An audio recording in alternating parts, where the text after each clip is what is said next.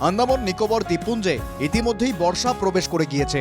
এবার কেরলেও প্রবেশ করে গেল দক্ষিণ পশ্চিম মৌসুমি বায়ু, অর্থাৎ বর্ষা প্রবেশ করল দেশের মূল ভূখণ্ডে। 16 বছরে এই প্রথম এবার নির্ধারিত সময়ের 8 দিন আগেই বর্ষা প্রবেশ করে যাচ্ছে কেরলে। সাধারণত মে মাসের শেষের দিকে কেরলে বর্ষা প্রবেশ করে। জুলাইয়ের মাঝামাঝি সময়ের মধ্যে তা সারা দেশে ছড়িয়ে পড়ে।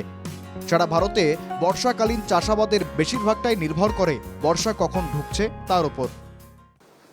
কেরালাতে অনসেট করার নর্মাল ডেট হচ্ছে 1 তারিখে, আমাদের ফোরকাস্ট ছিল 27 তারিখে এবং তার সাথে কিছু এরার ছিল। তো আজকে সাউথ ওয়েস্ট মনসুন 24শে মে কেরালাতে অনসেট করে গেছে। যদিও বর্ষা আমাদের রাজ্যে প্রবেশ করতে এখনো বেশ কিছুটা সময় বাকি, তবে চাতক পাখির মতো বর্ষার অপেক্ষায় থাকা বঙ্গবাসীর জন্য কিছুটা স্বস্তির খবর শোনালো আবহাওয়া দপ্তর। খুব শীঘ্রই বঙ্গীয় উপকূলে তৈরি হচ্ছে নিম্নচাপ। 27শে জুন বঙ্গোপসাগরে তৈরি হচ্ছে নিম্নচাপটি। দক্ষিণবঙ্গের বেশ কিছু জেলায় হালকা থেকে মাঝারি বৃষ্টিপাতের সম্ভাবনা।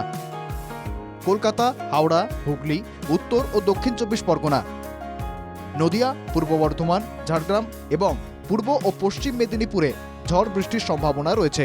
যেটা বলা হয়েছে 27 তারিখে আপনার নর্থ ওয়েস্ট বে অফ বেঙ্গল এবং অ্যাডজয়নিং ওয়েস্ট সেন্ট্রাল বে অফ বেঙ্গল আপনার একটা লো প্রেসার এরিয়া ফর্ম হওয়ার সম্ভাবনা রয়েছে। ঠিক আছে, কয়েকদিন বিক্ষিপ্ত বৃষ্টির জেরে আপাতত দক্ষিণবঙ্গের তাপমাত্রা কিছুটা কম। শনিবার কলকাতা সহ আশেপাশের অঞ্চলে সর্বোচ্চ তাপমাত্রা ছিল 32.4 ডিগ্রি সেলসিয়াস। তাপমাত্রা ফের বাড়ার আগেই নিম্নচাপের খবর দিল আলিপুর আবহাওয়া দপ্তর। Bureau report, NKTV Bangla.